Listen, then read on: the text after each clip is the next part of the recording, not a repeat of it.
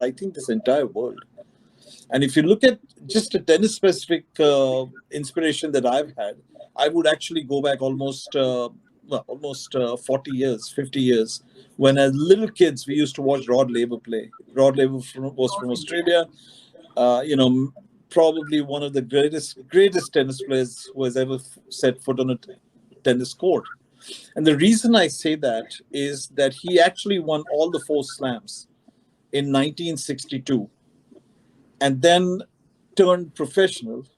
Now, in those days, if you were a professional, you could not play in the slams or any other events because all those events were meant for amateurs.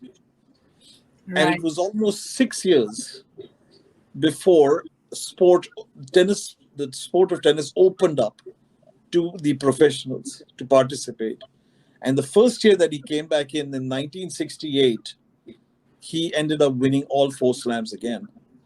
So you're looking at a sports person who was the number one in the world, then did not play for 6 years, came back and dominated the sport again after 6 years. Now imagine, you have your Federer and you have Djokovic and you have Nadal who've all won about 20 slams over a 20 year period of their career.